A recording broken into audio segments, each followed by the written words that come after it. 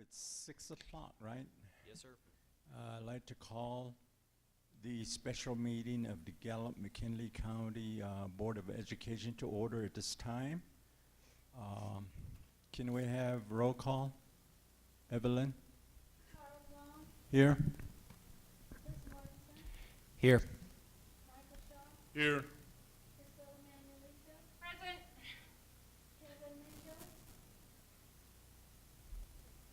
Okay. Thank you, Evelyn. We do have 4 board members here, and I believe that constitutes a quorum, so we can do our business for this evening. Let's do the Pledge of Allegiance.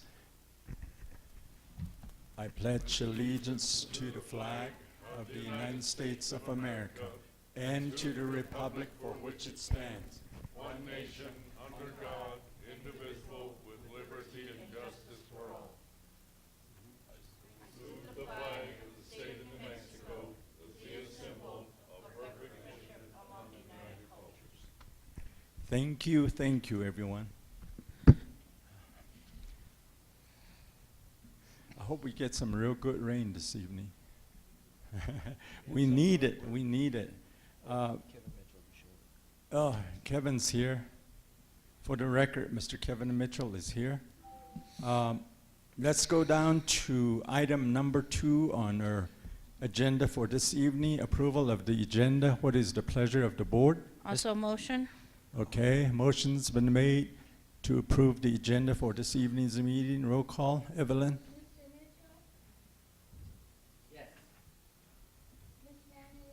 Yes. Yes. Yes. Yes. Thank you, board members. Let's go down to item 3, new business. We only have one issue to deal with this evening, which is the approval of the 2018-2019 budget. Mike? President Long, members of the board, I appreciate the opportunity to be here this evening for our approval, hopefully, of our budget. We're really excited to present this to you. You've received several documents. I know it's only been a few days. You've had a chance to review them, but we are ready and willing to kind of I'm going to have Giovanna discuss some of the budget, not every single page, but we'll go over as much as you would like to, and we'll answer any questions that you have. But before we do that, I just want to first express my appreciation to several people that have been involved in the budget process. This is not a week process. This is not a month process. It's multiple months that it takes to put together a budget. Giovanna obviously is the main person who compiles and organizes and puts numbers together and crunches things and gives suggestions, et cetera, et cetera. But we really appreciate her. The administration who also took part in this. This is not just a few people. This is administration from top to bottom. Also, this includes teachers and staff that provide input on the budget, parents that provide input on the budget through a budget survey, the board members who provide input and ask questions and help us refine and provide a budget to you and to the state of New Mexico that we feel best meets the needs of our students and provides as much funding to them in ways in which we can help them grow academically. And so I am going to have Ms. Hanks come up right now and kind of give her some time to go through what she has for us today. And again, we're open for questions at any time. Ms. Hanks. Go ahead, Giovanna, and thank you for your work. I'd like to thank Superintendent Hyatt and all the assistant superintendents and the staff that were involved in developing the budget. I know the Navajo Nation, they start their budget process in April or May, and they approve an operating budget either in August or September. So it takes time. Thank you for your work. President Long, members of the board, Superintendent Hyatt, and other individuals here this evening. The packets that you received have essentially 6 main elements to them. The first part is the executive summary, which is a brief overview of kind of different elements that were included into this budget. Section 2 is our revenue and projected expenditures. Section 3 is our long-term debt. I do like to include those numbers for the board. We are a heavily indebted district due to our low bonding capacity. So it's always good to remember just how much we actually have out there for future years. The Uniform Chart of Accounts and detailed OBMS printouts, that is actual physical printouts of every budget that was submitted to the state of New Mexico on behalf of the district for 1819. And then the last piece is just a reference document for the board. You will hear many of us reference the changes that the Every Student Succeeds Act, or ESSA, is bringing throughout federal funding sources, local funding sources, and initiatives districts-wide. So it is very important, if you look at that document, you'll hear that referenced in several different items. In the executive summary piece, I'm just going to briefly overview some of the conditions that we have as a district. We did have a very slight increase in student enrollment, 25 students, I believe. We also had a slight increase in our training and experience index. And when we look at that number, it's actually a multiplier within the funding formula. So it kind of exponentially increases or decreases units based upon modification to that number. So even though we see a very small increase in that number, it actually increased our units pretty significantly. There was an increase in the unit value. And again, that is a big thank you to our legislators in Santa Fe in putting more funding into the education budget statewide. That allowed the unit value to be increased pretty substantially from what we've seen in the past several years. If you look at page 3 and 4, I've actually included a year-over-year comparison of the actual units themselves and the changes that were made. And that is right after the executive summary, you'll see 2 graphs, and then on page 3 and 4, the little numbers at the bottom of the page, that actually is a full comparison of FY18 to FY19, and the either increases or decreases in units and unit value. If you notice on page 4, you will actually see the program cost increase by that $2.9 million that we had indicated previously. And that's one of the numbers that we actually looked at when considering modifications to salaries. Impact aid may be under projected. So the state projected impact aid pretty consistently with what the district had projected as well for a 75% learning opportunity threshold distribution.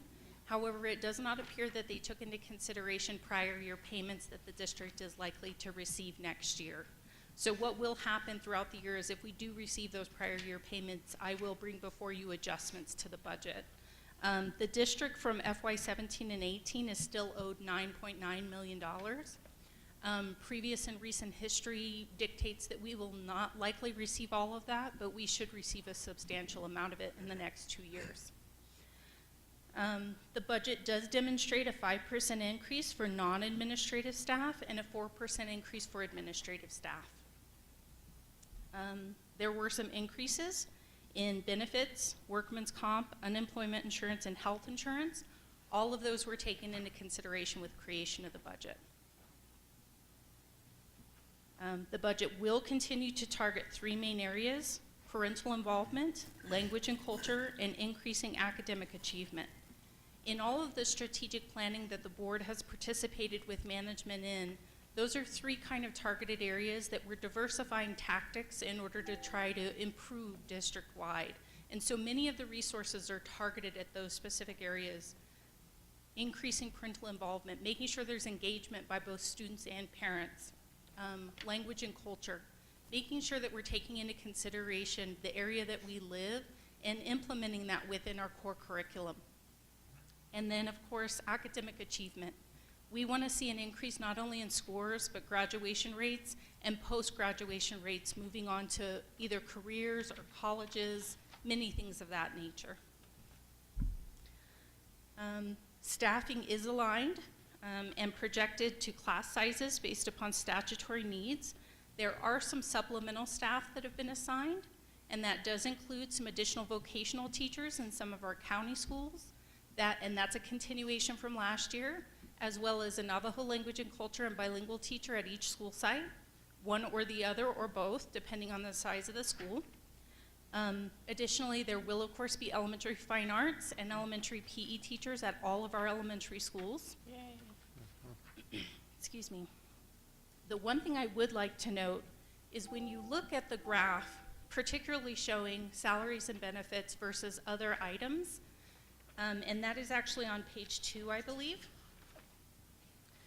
One of the things that that graph kind of shows us is that we have some more money that's being spent in purchase services.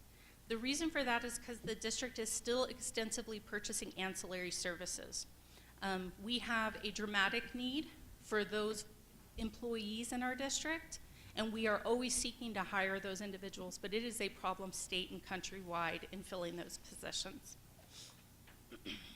What types of positions are they missing? So speech therapy, Okay. PT, OT, across the board, we have a difficult time filling any type of ancillary position. Okay. So typically we're going out to a third-party contractor in order to ensure that our students are being served. Giovanna, thank you. The question I wanted to ask was back at the unit value of this year. What was last year's? Sure, so actually on the very first page of the executive summary, there is that information. It was at $4,084.26, and it is moving to $4,159.23, which is approximately $74.97. Thank you. And the other question I had, and I know I asked this, but I was trying to think of what you and Mike told me during our budget work session.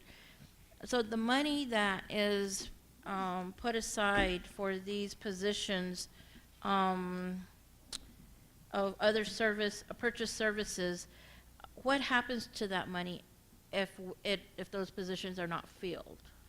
Sure, so if for some reason we don't need a contracted service or we don't expend those dollars, we look at amendments through the year, which you typically see as a board, and then at the end of the year it may become part of the cash carryover in the operational budget. Okay, thank you. Ms. Hanks, is there any savings or anything that's built into the budget to ensure a surplus or anything?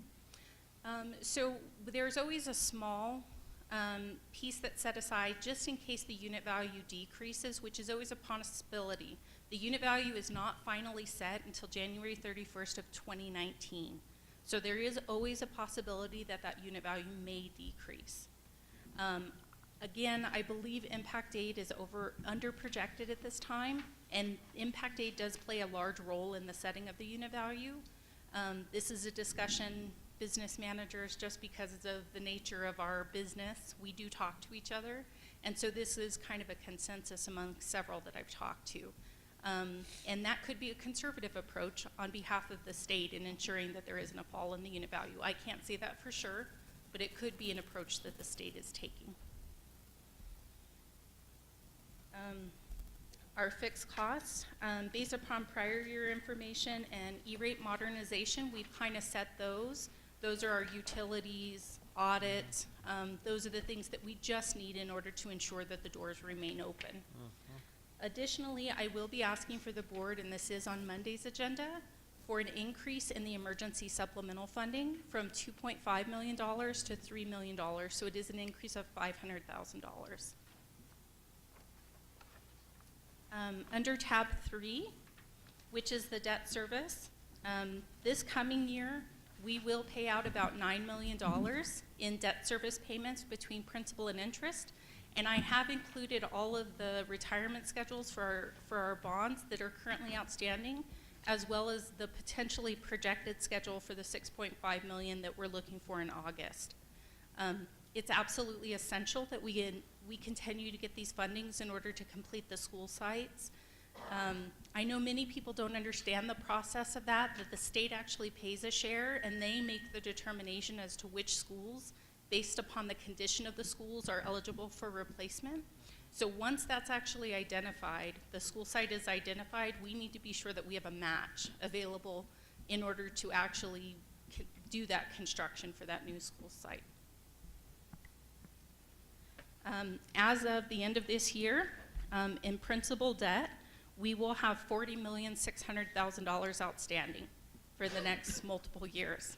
in revenue bonds, and these are the bonds that we've pledged our operational impact aid monies to pay. We will have $14,240,000 outstanding through 2026 as of the end of this year. So just to let the board know where we actually stand on outstanding debt. Under tab 4, I've actually included all of the salary information. This includes attestations that have been signed by the superintendent and sent to the state. This includes worksheets that I've completed in comparison of average salaries to ensure that the raises are going across the board. And this also includes all of the individual salary schedules for next year.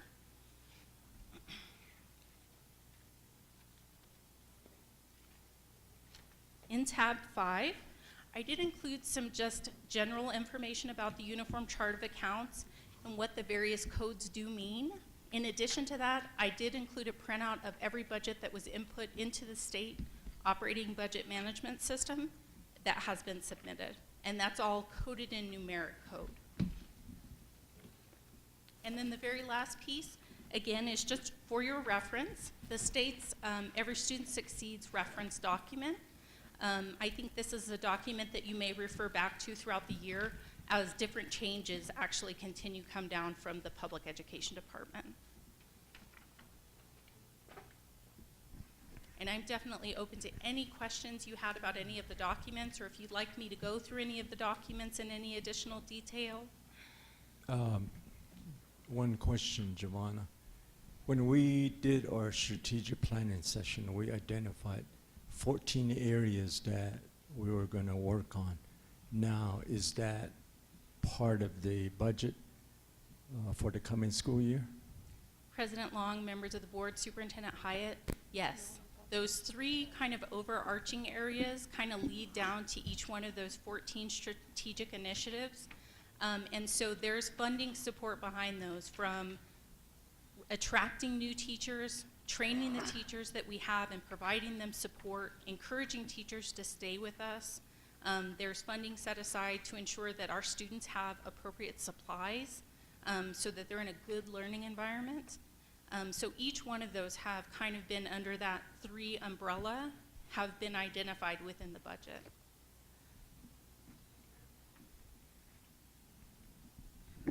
Board members, questions, comments? Yes, I have a couple. When are we going to receive the organizational chart, and so we can identify also where these salaries are going to be utilized? Is my first question. And is preschool and not preschool, summer school and tutoring also built in into our budget? Ms. Manuelito, members of the board, yes. What the district has deemed its after-hours academy, as well as the summer school, has been built into the budget to ensure continuous support for students who need after-hours instruction. The organizational chart, I can get you one as soon as possible. President Long, Mrs. Manuelito, the organizational chart is identical to this year, but we will have it updated with new names. There were no changes or requests for change. Will that be on our, also the board agenda for approval?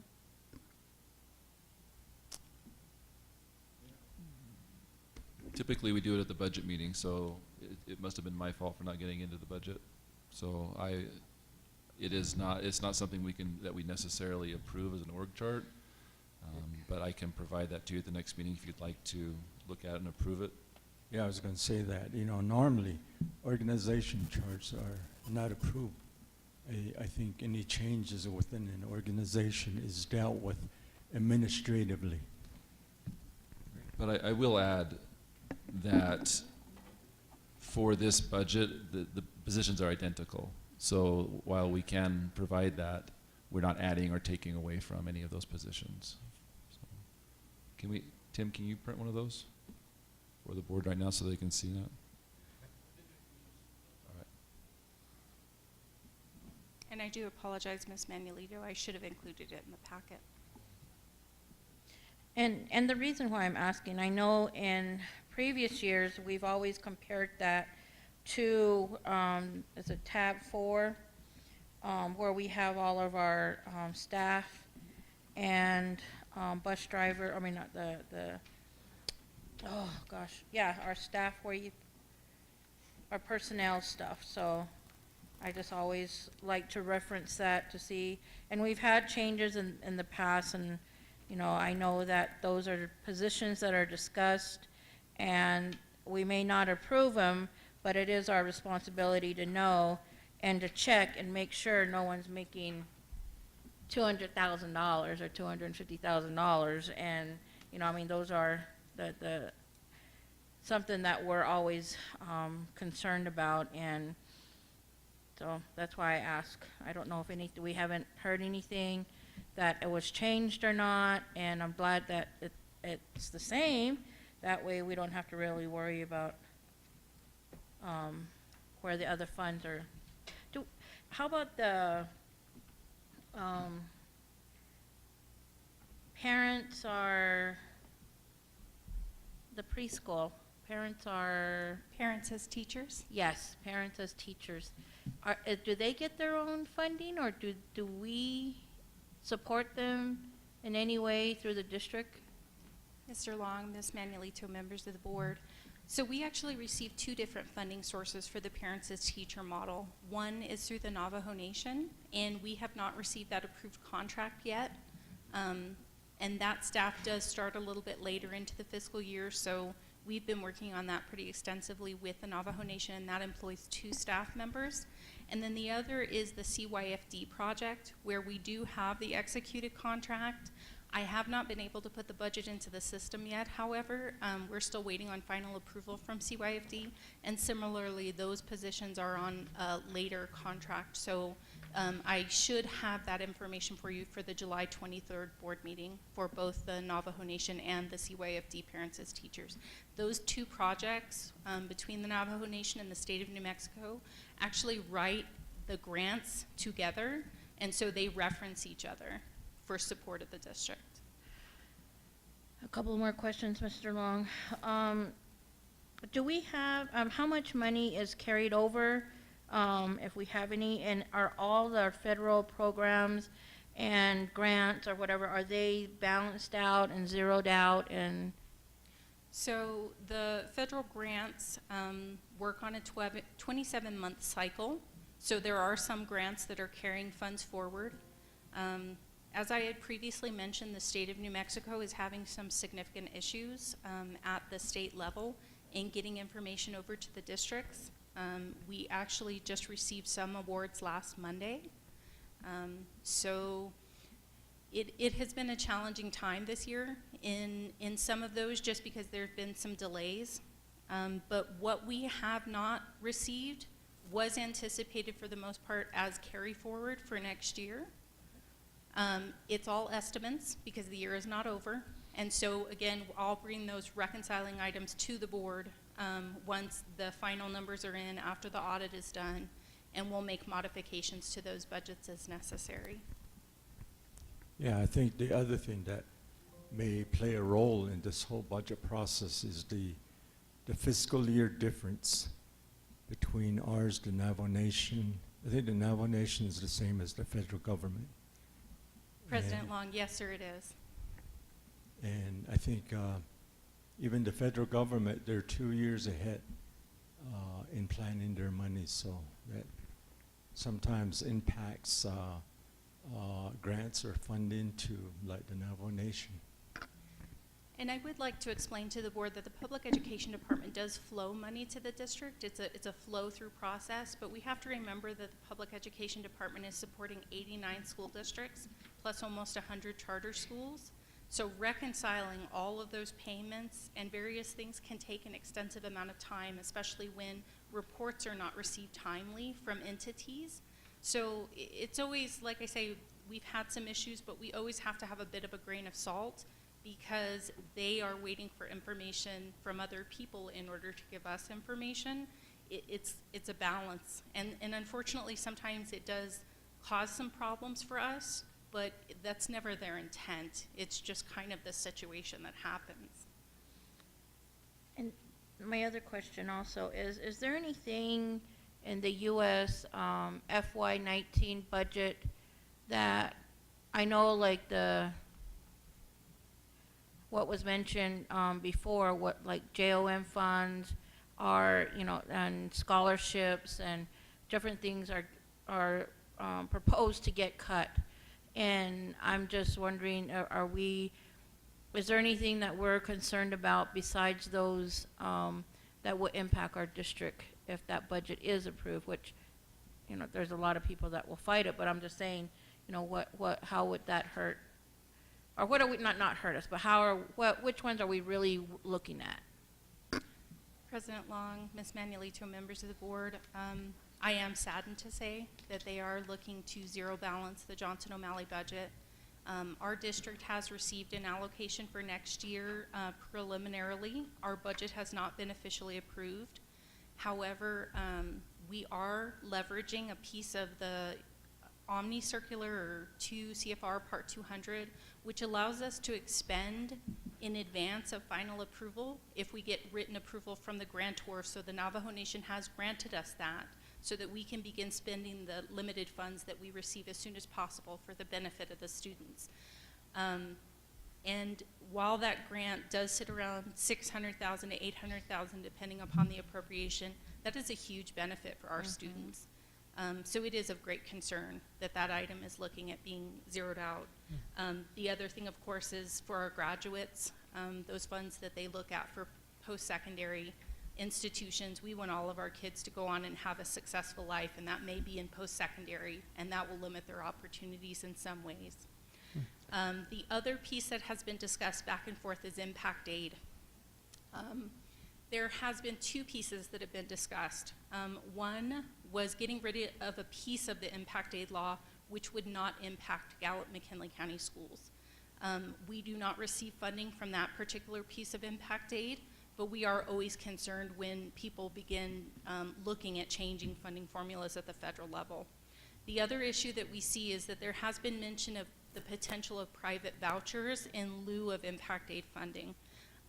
That has been something that has been discussed among, I would say, appointed staff at the federal level, but I have not seen that broached in any type of legislation so far. And it is something that we are watching. Other questions, comments, board members? I think the other thing, just for you to be aware of, this is a huge document that we have before us. I think we all need to take time to review it, and if you have questions, you can always ask Giovanna and get answers from her. I think one thing that I've always been concerned about, and I've talked to Navajo Nation leadership about the Trump administration is, all the Indian nations should have gotten involved in the development of the federal Indian policy. When Trump first came into office, that's how the United States President's office deals with Indian nation through federal Indian policies. And apparently nobody did a great job, so we're anticipating a lot of cuts on programs that benefit Native Americans. So hopefully things will work out somehow, and we won't be able to see a lot of cuts like Johnson O'Malley. I think this is important. I know in prior years there was always efforts to do away with Johnson O'Malley because they saw that as a duplication of efforts between Johnson O'Malley and the U.S. Department of Education, what they're doing. And from Navajo, we always justify it, saying it's not a duplication of efforts. So it takes a lot of work sometimes. And I would like to commend our staff, especially our educational staff. Oh, yeah. In, Come on in, Terry. How they've chosen to really utilize our supplemental grants and making sure that it is an enrichment of the basic program, not in lieu of a basic program, which is something we never want to do. I'm looking over the budget survey that we sent out. It's a little less than last year, Giovanna, because didn't we have more last year submit the budget surveys to us? So I'm very excited about the budget survey, and if Terry did stay, she is a huge part in helping me get this done. Terry, her team, Pauletta White, who organized the liaison, we actually sent out paper copies of the budget survey to all of the chapter houses. We delivered them and picked them up and then hand put them into the survey. Her team facilitated that entire process, and I'm very grateful to them for that. We actually had 733 individuals respond to the budget survey, which is a great participation in helping us to learn. There were some written responses. The written responses print a little bit differently, and should anyone want a copy, I will happily give it to you. But they do print a little bit differently. And it is great information for us to find out and kind of see what the feeling is from our communities. And we do want participation from our parents, from the community, from our employees. We want to hear from them. President Long, members of the board, Ms. Manuelito, Giovanna, I believe this number is higher than last year. We had like 400 and something responses last year, and I believe this year is over 700 responses. I thought it was like 800 last year, no? No. Oh, okay, Uh, thank you. But I think given communities an opportunity to make recommendation or comment on our budget is very good. And I'm glad that we have staff that always help with this initiative. I think it's very important. Ms. Hanks, is there anything, as I read that budget survey, I mean, I'm thrilled to have the feedback, but is there any way to get more parents, you think, to respond? I mean, 2/3 of those are district employees. They are, and I'll tell you, we did Facebook, we did a chamber shout out, we did radio programs. Miss Frazier and I actually did a live radio program on a Sunday. We want parent involvement. It was available electronically on the district website. We offered a paper copy to anyone who asked for it. And I am open to any idea that you have that can help me get additional parental participation, because it's one of our biggest goals. Just get each parent that fills it out to do it 4 or 5 times. That'll help. Can't do that online. Once we you do one. Yeah, we do limit the response. You can't sit at a computer and submit 10 of them, unfortunately. Ms. Hanks, this is a crazy amount of work, and I appreciate you and your staff and all the folks that have participated in this. I would like to make a motion, I guess, that we approve the 2018-2019 budget.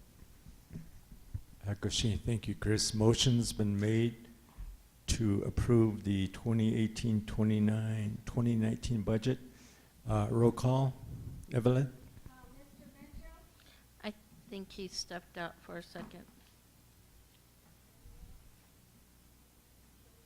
Yeah, let's wait a few minutes.